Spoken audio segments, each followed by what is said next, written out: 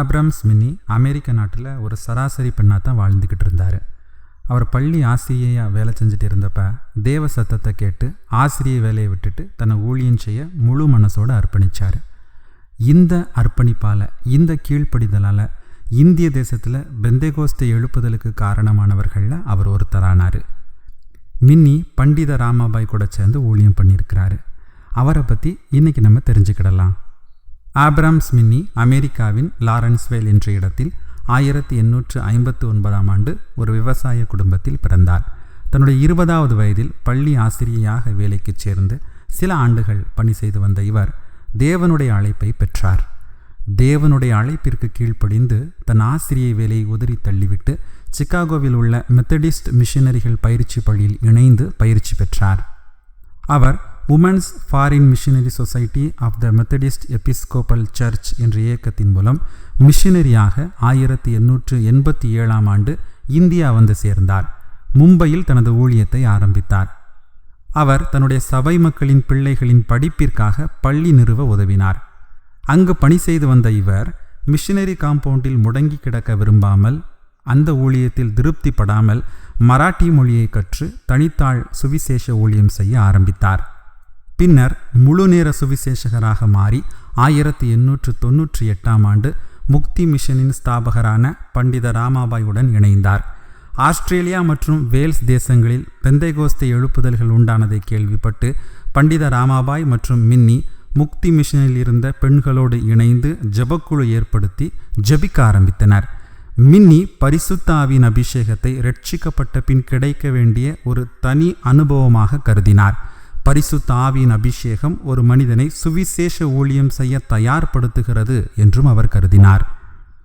1905ஆம் ஆண்டின் முன்பகுதியில் பல எழுப்புதலின் அலைகள் அவர்கள் நடுவே தோன்றின.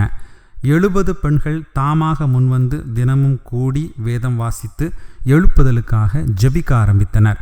அவர்கள் அதிக நேரம் ஜெபத்தில் தரித்திருத்தல், பாவ அறிக்கை செய்தல், தரிசனங்கள் மற்றும் சொப்பனங்கள் காண்தல் ஆகிய காரியங்களை அதிகமாக தங்கள் வாழ்வில் அனுபவிக்க ஆரம்பித்தனர். அந்த குழு 500 பேராக வளர்ந்தது. அவர்கள் அப்போஸ்தலர் நடபடிகளில் சொல்லப்பட்ட ஆவிக்குரிய அனுபவங்களை பெற்றனர். சிலர் தீர்க்க தரிசனம் சொன்னார்கள், சிலர் தரிசனம் பார்த்தார்கள், சிலர் பற்பல பாஷைகளில் பேசினார்கள். இதுவே இந்தியாவில் பெந்தேகோஸ்தே எழுப்புதல் உருவாக முன்னோடியாக இருந்தது. அந்த நாட்களை குறித்து மின்னி இப்படியாக கூறுகிறார். I cannot tell you how I felt in those days of repentance at Mukti Mission when the Holy Spirit was revealing sin and God was causing the people to cry out and weep before Him. Abrams மின்னியின் அனுபவத்தின்படி எழுப்புதலுக்கு காரணம் ஆழ்ந்த ஜெபம், அர்ப்பணம் மற்றும் மனம் திரும்புதல். அவர் நடத்திய எல்லா ஜெப கூட்டங்களிலும் பெண்கள் வேதத்தை மனப்பாடம் செய்தனர், தங்கள் பாவங்களை உணர்ந்து அறிக்கை செய்தனர், பரிசுத்த ஆவியானவரின் வல்லமை ஊற்றப்பட ஜெபித்தனர். அவருடைய கூட்டங்களில் பாவத்தை உணர்ந்த பெண்கள் மனம் திரும்பினர். தேவன் அவர்களை அழ வியாகுலப்படும்படி செய்தார்.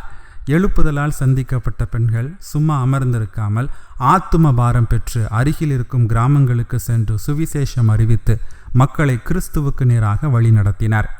இப்படி ஆண்டவரால் பயன்படுத்தப்பட்டு வந்த மின்னி 1912ஆம் ஆண்டு சந்திக்கப்படாத மக்களின் மத்தியில் சுவிசேஷ ஊழியம் செய்து கொண்டிருந்த போது காய்ச்சலால் பாதிக்கப்பட்டு மரித்து போனார்.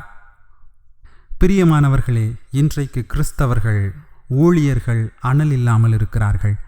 உலகம் அவர்களுக்குள் இருக்கிறது. சத்தியத்திற்கு செவி கொடுக்கவும் அதற்கு கீழ்ப்படியவும் மனதில்லாமல் இருக்கிறார்கள். எழுப்புதல் அடைய மின்னி கீழ்கண்ட ஆலோசனையை கூறுகிறார். எழுப்புதல் அடைய நம்முடைய வாழ்க்கையை ஆண்டவருக்கு ஊற்ற வேண்டும், அதுவே வழி. அப்படியே இயேசுவும் செய்தார். அவர் தம்மை வெறுமையாக்கினார். அவர் தம்முடைய ஜீவனை கொடுத்தார், தம்முடைய இரத்தத்தை சிந்தினார்.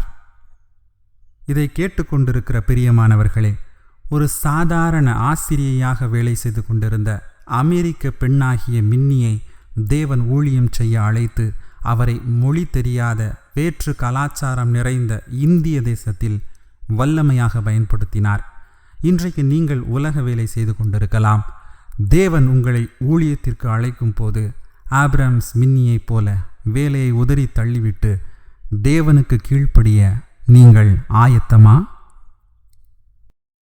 காலமோ செல்ல